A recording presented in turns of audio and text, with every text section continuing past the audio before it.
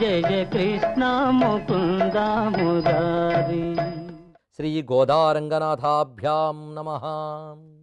குத்து விளக்கெரிய கோட்டுக்கால் கட்டில் மேல் மெத்தென்ற பஞ்சசயனித்தின் மேலேறி கொத்து அலர் பூங்கொழல் நப்பின்னை கொங்கை மேல் வைத்து கிடந்த மலர் மார்ப்பா வாய் திறவாய் மைத்திடம் கண்ணினாய் நீ உன் மணாலனை எத்தனை போதும் துயில் எழ ஒட்டாய்கான் எத்தனை ஏலும் பிரிவாத்தகில்லாயால் తత్వం అన్రు తగవయేల్ ఓరంబావై. కుత్తు విళక్కిరియే.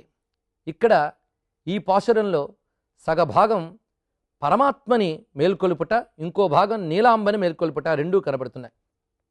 ఇక్కడ కృష్ణ పరమాత్మని వాయి తెరవాయి అన్నారు. అంటే నోరు తెరవయ్యా, అంటే పలుకవయ్యా మాతో.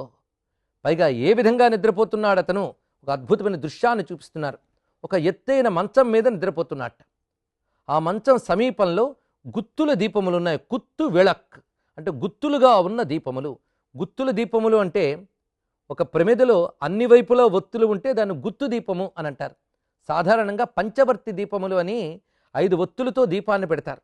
అలాంటి దీపాన్ని కుత్తు విళక్కు అని చెప్తారు. ఇక్కడ ఈ పంచవర్తి దీపములు అంటే అసలు దీపం అనగానే కాంతినిచ్చేది, జ్ఞానాన్నిచ్చేది అని అర్థం. ప్రాప్యస్య బ్రహ్మణో రూపం ప్రాప్తుశ్చ ప్రత్యగాత్మనః ప్రాప్త్యుపాయం ఫలం ప్రాప్తే తథా ప్రాప్తి విరోధి అని అర్థపంచక జ్ఞానం అని ఒక శాస్త్రం ఉన్నది మనకు వైష్ణవ సంప్రదాయం ప్రకారంగా. ఈ అర్థపంచక జ్ఞానంలో చెప్తున్నది ఏంటి అంటే పొందవలసిన పరబ్రహ్మ గురించి, అలాగే పొందడానికి అర్హుడైన జీవుని స్వరూపము, పొందవలసిన ఉపాయము, ఇప్పటికి 3 అయ్యాయి. ఇంకా మిగిలిన 2 కూడా ఆ ప్రాప్తి వల్ల వచ్చే ఫలము, అటుపై ఆ ప్రాప్తికి ఏవి ప్రతిబంధకాలో వాటి గురించి తెలుసుకొనుట. ఈ 5 విషయములపై అవగాహన ఉండాలి. ఒకటి బ్రహ్మము, రెండవది అర్హుడైన జీవుడు, మూడవది పొందవలసిన ఉపాయము, నాలుగవది ఫలము, 5వది ప్రతిబంధకము. 5 గురించిన జ్ఞానాన్ని అర్థపంచక జ్ఞానము అని అంటారు. ఈ 5 తెలిస్తేనే మనం పరమాత్మను పొందగలం. అదే ఇక్కడ పంచలక్షణములు కలిగిన శయ్య అని అన్వయించడం జరుగుతున్నది. అలాంటి ఆ శయ్యపై కొత్తు అలర్ పూంగొళల్ నప్పిన్నై కొంగై మేల్. ఇందులో విశేషం ఏంటి అంటే చక్కటి పువ్వులు అలంకరించుకున్నటువంటి కేశపాసము కలిగి నీలాదేవి. ఆ విధంగా ఉన్నటువంటి నీలాదేవి యొక్క వక్షస్థలంపై నిద్రిస్తున్నటువంటి కృష్ణ పరమాత్మని ఇక్కడ వాయి తెరవై, నోరు తెరిచి మాతో పలకరించవయ్యా అని ప్రార్థిస్తూ ఉన్నారు. మైత్తెడం కణ్ణినాయ్ అంటే కాటుక అలదిన కన్నుల కల తల్లి అని ప్రార్థిస్తున్నారు. నీ ఉన్మణాలనై, ఇక్కడ ఉన్మణాలనై అంటే నీ వల్లభుని అని అర్థం. అంటే నీ ప్రియుడైన కృష్ణ పరమాత్మని లేవనీయవా ఏంటి నువ్వు అని.